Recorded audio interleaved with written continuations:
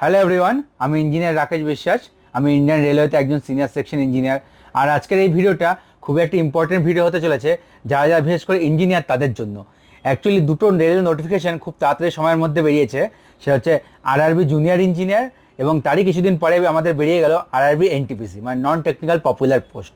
So বিশেষ করে যারা ইঞ্জিনিয়ারিং স্টুডেন্ট তারা প্রচুর কনফিউজড যে তারা কোন এক্সামে ফোকাস করবে, আরআরবি জেইতে ফোকাস করবে, নাকি তারা আরআরবি এনটিপিসিতে ফোকাস করবে, নাকি তারা দুটোতে একসঙ্গে ফোকাস করবে এবং একসঙ্গে প্রিপারেশন নেবে।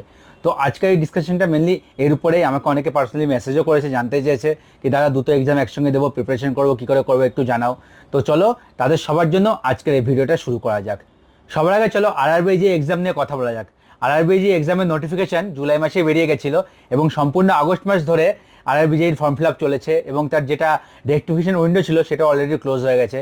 এবং যারা যারা প্রিপারেশন শুরু করেছে এবং যারা যারা আমার চ্যানেলকে প্রথম থেকে দেখছে, আমি মোটামুটি জুলাইয়ের এন্ড থেকে চ্যানেল শুরু করি, এবং আমার চ্যানেল যারা প্রথম থেকে ফলো করছে তারা অলরেডি সবাই প্রিপারেশন শুরু করে দিয়েছে, এবং অনেকটা প্রিপারেশন হয়েও গেছে। আমি আরআরবি জেইর জন্য আমার অনেক কন্টেন্ট যেটা ইউটিউবে অ্যাভেলেবেল আমার চ্যানেলে দিয়েও দিয়েছি, তোমরা সবাই জানো নিশ্চয়ই, এবং অনেকে আমি পার্সোনাল গাইডও করছি। তো আরআরবি জেই মোটামুটি প্রিপারেশন তোমরা শুরু করে দিয়েছো, কিন্তু আরআরবি জেই প্রিপারেশন শুরু করার মোটামুটি তোমাদের 40-45 দিন মতো পরে, মানে এই তোমাদের সেপ্টেম্বরের 14 তারিখ নাগাদ আরআরবি এনটিপিসির নোটিফিকেশন বেরোয়, যেটা গ্র্যাজুয়েশন লেভেলের, এবং আরআরবি এনটিপিসি যেটা আন্ডার গ্র্যাজুয়েট তারও নোটিফিকেশন 1-2 দিন আগে বেরিয়ে গেছে। তো এবার অনেকে কনফিউজ হয়ে গেছে যে দাদা আরআরবি এনটিপিসিতেও কি ফোকাস করবো, দুটোকে একসঙ্গে নিয়ে চলবো, নাকি আরআরবি জেইতেই শুধু ফোকাস রাখবো। তো তোমাদের জন্য আমি একটা কথা ক্লিয়ারলি বলতে চাই, আরআরবি জেই একটা খুব স্পেসিফাইড এক্সাম। এতে যারা ডিপ্লোমা করেছে বা ডিপ্লোমা থেকে হায়ার ডিগ্রি করেছে তারাই কিন্তু অনলি এলিজিবল। কিন্তু তোমার উল্টো দিকে আরআরবি এনটিপিসি, মানে যারা গ্র্যাজুয়েশন করেছে, যে কোনো বিষয়ে গ্র্যাজুয়েশন হতে পারে, তার normal arts, commerce, science, engineering, medical background, বা তোমরা ব্যাচেলার্স অফ বিবিএ যেটা বলে বিবিএ হয়ে গেল, বা অন্য আরও বিভিন্ন ধরনের তোমাদের যেটা গ্র্যাজুয়েশন আছে, যে কোনো গ্র্যাজুয়েশন করে থাকে তারা অ্যাপ্লাই করতে পারবে। এবং আন্ডার গ্র্যাজুয়েট পোস্টটা যারা 12 পাস এবং 12 ইকুইভ্যালেন্ট যে কোনো যদি তারা মানে কোর্স করে থাকেন, তাহলে তারা সবাই সেই পোস্টের জন্য অ্যাপ্লাই করতে পারবে। তাহলে একটা ভেবে দেখো যে পুরো গ্র্যাজুয়েশন আর ইঞ্জিনিয়ারিং গ্র্যাজুয়েশন কতটা পার্থক্য থাকবে। পুরো যেটা গ্র্যাজুয়েশন প্রত্যেক বছর ভারতে করে, তার মাত্র কয়েক পার্সেন্ট ইঞ্জিনিয়ারিংয়ে কিন্তু যায়, ইঞ্জিনিয়ার সবাই নয়। কিন্তু সেক্ষেত্রে আমাদের ভ্যাকেন্সি যদি কম্পেয়ার করো, আরআরবি জেইর ভ্যাকেন্সি এটা অল ওভার ইন্ডিয়া বেরিয়েছে 8,000 প্লাস এবং 8,000-এর আশেপাশে, আর আরআরবি এনটিপিসির ভ্যাকেন্সি বেরিয়েছে 11,000।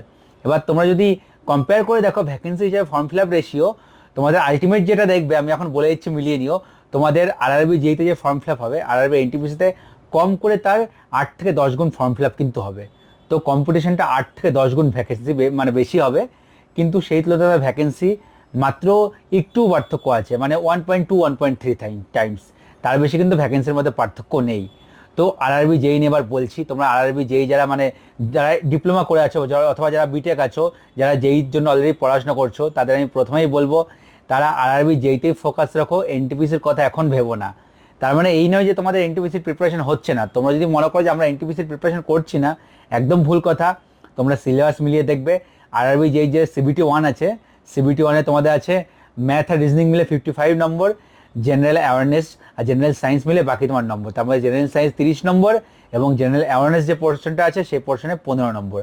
যারা যারা আরআরবি জেইর প্রিপারেশন আমার কাছ থেকে নিচ্ছে, বা যারা যারা আমার ভিডিও প্রথম থেকে দেখছে, তারা জানে আমি তাদেরকে প্রথম থেকেই বলে দিয়েছি তোমরা মেনলি ফোকাস রাখবে ম্যাথ আর রিজনিং, এটা তোমরা ডেলি করবে, এবং তারপরে জেনারেল সায়েন্স এই পোর্শনটাকে তোমরা ফোকাস রাখবে, তাহলে তোমাদের 85% কভার হয়ে যাবে। এবং তোমরা যদি 85% ভালো করে করো, তোমাদের স্কোর মোটামুটি 70-এর আশেপাশে চলে আসবে। এবং আরআরবি জেইর ক্ষেত্রে তোমরা 70 প্লাস স্কোর করো সিবিটি 1-এ, এটা তোমাদের সেফ স্কোর, এবং সিবিটি 1 তোমাদের খুব ভালোভাবে ক্লিয়ার হয়ে যাবে, তোমাদের কিছু ভাবা লাগবে না। তোমরা যে কোনো ক্যাটাগরি থেকে বিলং করতে পারো, কিন্তু 70 প্লাস নম্বর পেলে তোমাদের আর কাট অফ ক্লিয়ার নিয়ে ভাবা লাগবে না। তো আরআরবি জেইতে 70 প্লাস নম্বর পেলে তোমাদের কিন্তু সেটা মোর দ্যান সাফিসিয়েন্ট নম্বর। অপর দিকে তুমি আরআরবি এনটিপিসি যদি যাও, তোমাদের ম্যাথ রিজনিং এটা আছে 60 নম্বর, সিবিটি 1-এর কথা বলছি। বাকি যে জেনারেল অ্যাওয়ারনেস আর জেনারেল সায়েন্স মিলে আলাদা করে এখানে নম্বর ভাগ করে দেওয়া নেই, 40 নম্বর। তো টোটাল সিলেবাসটা একই, এবং তুমি যদি আরআরবি জেইর জন্য পড়ো, আমি এটা বাকিদের বলেছি, ম্যাথ রিজনিং তো তোমরা পড়ছোই, জেনারেল সায়েন্স পোর্শনটাও তোমাদের রেডি হয়ে যাচ্ছে। তো মোটামুটি 70% তোমাদের অলরেডি এনটিপিসির জন্য রেডি হয়ে যাচ্ছে। কিন্তু তুমি যে আরআরবি জেইতে 70 নম্বরটা সেফ স্কোর মনে করছো, আরআরবি এনটিপিসিতে 70টা কিন্তু সেফ স্কোর নয়। আরআরবি এনটিপিসি যেহেতু কম্পিটিশন অনেক হাই, সো কাট অফটা অনেক হাই যাবে, এবং তোমাকে আরও বেশি স্কোর করতে হবে।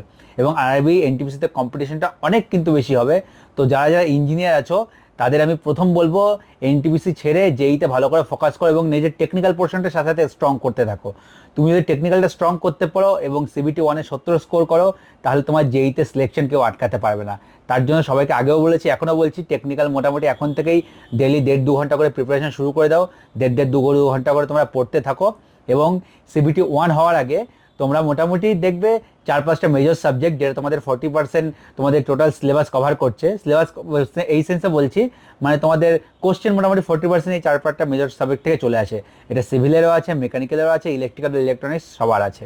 তো তাদের বলবো সিবিটি 1-এর সাথে সাথে প্রত্যেকদিন 1.5-2 ঘন্টা সময় দিয়ে এই টেকনিক্যাল সাবজেক্টগুলো তারা যেন কমপ্লিট ভালো করে করে নেয়। তাহলে কী হবে, তারা যখন সিবিটি 1 আর সিবিটি 2 মাঝে একটা ছোটো গ্যাপ পাবে, 2.5-3 মাসের গ্যাপ পাবে, তখন তাদের টেকনিক্যাল কমপ্লিট করতে কোনো অসুবিধা হবে না এবং তারা খুব ভালো স্কোর করে তারা আরআরবি জেই ক্র্যাক করে বেরিয়ে আসবে। এছাড়া আরআরবি জেই হচ্ছে প্রত্যেকটা তোমাদের লেভেল 6-এর পোস্ট, এখানে লেভেল 5 বা তার নিচের কোনো পোস্টের গল্প নেই। অপরদিকে তোমার আরআরবি এনটিপিসি লেভেল 6-এর কিছু পোস্ট আছে, তার বাকি পোস্ট কিন্তু তার লোয়ার লেভেল 5-এর পোস্ট আছে, লেভেল 3 আর লেভেল 2-এর পোস্ট আছে।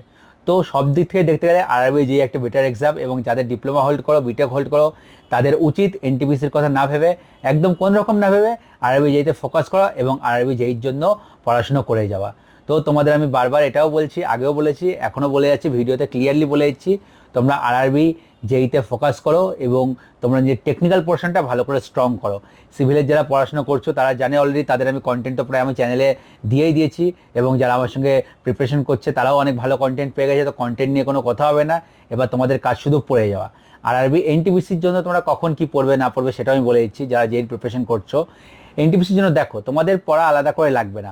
আরআরবি যেই এক্সামটার নোটিফিকেশন আগে বেরিয়েছে এবং যেই সিবিটি 1 তো এনটিপিসির আগে হচ্ছেই, এটা নিয়ে কোনো ডাউট নেই। এবার ধরো এরকম একটা সিচুয়েশন আসবে যে আরআরবি যেই সিবিটি 1 তুমি দিয়ে দিলে, আরআরবি যেই সিবিটি 2 শিডিউল হলো 3 মাস পরে, কিন্তু তার মাঝে তোমার 1.5-2 মাস পরে আরআরবি এনটিপিসির এক্সাম তোমার দিয়ে দিলো। সেক্ষেত্রে তুমি আরআরবি এনটিপিসি নিয়ে একবার দ্বিতীয়বারও ঘুরে দেখবে না, কারণ তুমি এক স্টেপ এগিয়ে গেছো এবং তোমার কম্পিটিশনটা খুবই কমে গেছে। টেকনিক্যাল খুব ভালো করে পড়ো, এনটিপিসি এক্সামটাকে পুরো ভুলে যাও এবং টেকনিক্যাল ভালো করে পড়ে আরআরবি যেই সিবিটি 2 ক্র্যাক করো এবং রেলে একজন জুনিয়র ইঞ্জিনিয়ার হয়ে যাও। আমি এটাই বলবো, টার্গেট রাখবে 70% সিবিটি 2তেও, মানে 105 যদি স্কোর করতে পারো তাহলে তোমাদের সিবিটি 2 আটকাবে না, ভালো করে ক্লিয়ার করে দেবে এবং তোমরা রেলে জুনিয়র ইঞ্জিনিয়ার হয়ে যাবে। এবার দ্বিতীয় সিনারিও আমি বলছি, তোমাদের আরআরবি এনটিপিসি আরআরবি যেই সিবিটি 2 হওয়ার পরে হচ্ছে। তো সেক্ষেত্রে তোমরা যে কদিন সময় পাবে সে কদিন সময়ের মধ্যে তোমরা ভালো করে আবার এনটিপিসি প্রশ্নটা রিভিশন দিয়ে নাও এবং যেই প্রশ্নটা তোমরা এখন স্কিপ করে যাচ্ছ, হিস্ট্রি, জিওগ্রাফি, পলিটি, ইকোনমিক্স, তখন তোমরা সেই ফাঁকে ওটা পড়ে নাও। বা হিস্ট্রি, জিওগ্রাফি, পলিটি, ইকোনমিক্স চাইলে এখনও কেউ পড়তে পারো, যাদের এই বাকি 85% নম্বর যাদের ভালো করে পড়া আছে, আরআরবি জেইর কথা বলছি, তারা যদি মনে করে যে আরেকটু ভালো করে পড়তে চাই, আমার পার্সোনাল ওপিনিয়ন দরকার নেই, 85 নম্বর ভালো করে পড়লে তোমরা 70 পেয়ে যাবে। ওগুলো ভালো করে পড়ার অতটা দরকার নেই, টেস্ট সিরিজ দিতে থাকবে, তাতেই যে বেসিক কমন কোশ্চেনগুলো পেয়ে যাবে হিস্ট্রি, জিওগ্রাফির, সেগুলো থেকে মোটামুটি ফাইনাল এক্সামে 2-3-4টে তোমরা কোশ্চেনের অ্যান্সার করে দেবে এবং ওভারঅল 70+ স্কোর তোমাদের ইজিলি চলে আসবে। তো পার্সোনালি বললে অতটা পড়ার দরকার হয় না, বা আমি আমার সময়ে এই সাবজেক্টগুলো আমি পড়িনি, তো সেই নিয়ে তোমাদেরকে বলছি আর কি। আমি আমার বিষয়ে যেহেতু কনফিডেন্স ছিলাম, তোমাদেরকে আমি কনফিডেন্সলি বলতে পারছি।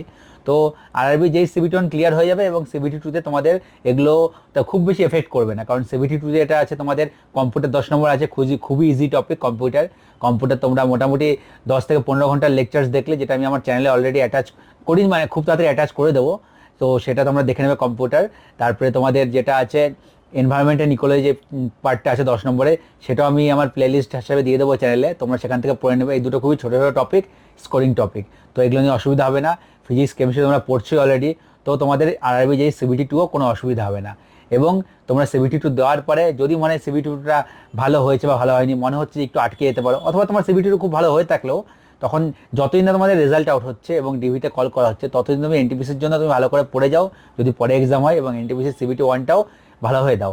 এবার দেখো তোমাদের মোটামুটি যেই সিবিটি 2 দেওয়ার পরে মোটামুটি 2.5-3 মাসের মধ্যে তোমাদের রেজাল্ট আউট হয়ে যাবে। তো সেই সময় যদি তোমাদের এনটিপিসি তার মাঝে হয়ে যায়, তোমরা তখন তো শিওর থাকুক বা না থাকুক, তোমরা শিওর থাকো বা না থাকো, এবার এনটিপিসির জন্য পড়ে যাও এবং এনটিপিসি এক্সামটা দিয়ে দিও। আর রেজাল্ট যদি তোমাদের বেরিয়ে যায়, তোমাদের ক্লিয়ার হয়ে যায়, তাহলে তোমাদের এনটিপিসিতে ফোকাস করার দরকার নেই, কারণ এনটিপিসি থেকে যেই, আমার পক্ষে তুমি ইঞ্জিনিয়ার, তো আমার পক্ষে বা তোমার পক্ষে যেই এক্সামটা অবশ্যই বেটার একটা অপশন আরআরবি এনটিপিসির তুলনায়। তো যদি তোমার যেই ক্লিয়ার হয়ে যায়, যেই ছাড়া অন্য কোনো এক্সাম সম্বন্ধে, অন্য কোনো জব সম্বন্ধে তোমার ভাবার দরকার নেই। তো আশা করছি যারা যারা ইঞ্জিনিয়ার আছো তাদের সবার জেই আর এনটিপিসির মধ্যে পার্থক্যটা ক্লিয়ার হলো। প্রথমেই মনে রাখবে তুমি একজন টেকনিক্যাল পার্সন, টেকনিক্যালি এতদিন পড়াশোনা করেছো, তো তোমার প্রথম টার্গেট হওয়া উচিত অলওয়েজ টেকনিক্যাল এক্সাম। এছাড়া কম্পিটিশনের ব্যাপারটা আমি বললামই, ওভারঅল তুমি দেখবে তোমার কলকাতা জোনের এক্সাম্পল দিচ্ছি। কলকাতা জোনে ধরো আমাদের আগেরবার থেকে কম ভ্যাকেন্সি হলো, এবার 600 মতো মনে হয় ভ্যাকেন্সি আছে আরআরবি জেইতে। তো সেক্ষেত্রে ম্যাক্সিমাম আমি ধরছি, একটা এক্সাম্পল নিচ্ছি, 2 লাখ হয়তো ফর্ম ফিল আপ হয়েছে। কত হয়েছে আমি জানি না, আমি দেখিও নি ঘুরে কত ফর্ম ফিল আপ হয়েছে, এক্সাম্পল দিলাম 2 লাখ ফর্ম ফিল আপ হয়েছে। তো এবার যদি এনটিপিসি তুমি দেখো, এনটিপিসিতে কলকাতায় সব থেকে বড় বেশি ভ্যাকেন্সি আছে, 1100 বা 1200 ভ্যাকেন্সি আছে। কিন্তু সেক্ষেত্রে তুমি ফর্ম ফিল আপ যদি জেইতে 2 লাখ হয়, এনটিপিসিতে 20 লাখ ফর্ম ফিল আপ হবে, এটুকু আমি বলে দিচ্ছি। কারণ হিউজ ভ্যাকেন্সি, আশেপাশের 2-1 স্টেট থেকে শুরু করে আমাদের ওয়েস্ট বেঙ্গলের ম্যাক্সিমাম ছেলেরাই কিন্তু আরআরবি এনটিপিসি কলকাতা জোন থেকে ভরবে। তো কম্পিটিটার বেড়ে যাবে, কম্পিটিশন বেশি হবে। সেক্ষেত্রে তোমার জেইতে কম্পিটিশন অনেক কম, তুমি শুধু ফোকাস রেখে পড়বে এবং তোমার টেকনিক্যালটা ভালো করে রেডি করতে থাকো, তোমার আরআরবি জেই ক্র্যাক করতে কোনো অসুবিধা হবে না। তো সবার মোটামুটি ক্লিয়ার হলো।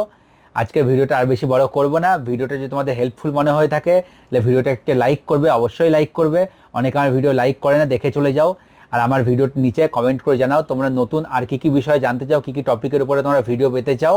এবং আমার চ্যানেলটাকে ভালো লেগে থাকলে যারা যারা সাবস্ক্রাইব করনি অবশ্যই সাবস্ক্রাইব করো। এবং যারা রেলের বিভিন্ন এক্সাম দিতে চায় বা যারা সিভিল ইঞ্জিনিয়ারিং এবং সিভিল ইঞ্জিনিয়ারিংয়ের প্রিপারেশন করতে চায় তারা আমার ভিডিওটাকে অবশ্যই সাবস্ক্রাইব করো। এবং সিভিল ইঞ্জিনিয়ারের জন্য আমি একটা বিশেষ অ্যানাউন্সমেন্ট করেছিলাম, আমার চ্যানেলে একটু পুরোনো ভিডিও দেখলে একে দেখতে পেরে যাবে যে আমি আমার সিভিল ইঞ্জিনিয়ারিং ফ্রি লেকচার সম্বন্ধে আমি একটা ভিডিও বানিয়েছি, সেটা তোমরা চেক আউট করতে পারো। তো আজকের ভিডিওটা আর বড় করছি না, এখানেই শেষ করছি। আবার একটা নতুন ভিডিওতে খুব শীঘ্রই তোমাদের সঙ্গে দেখা হবে। চলো টাটা।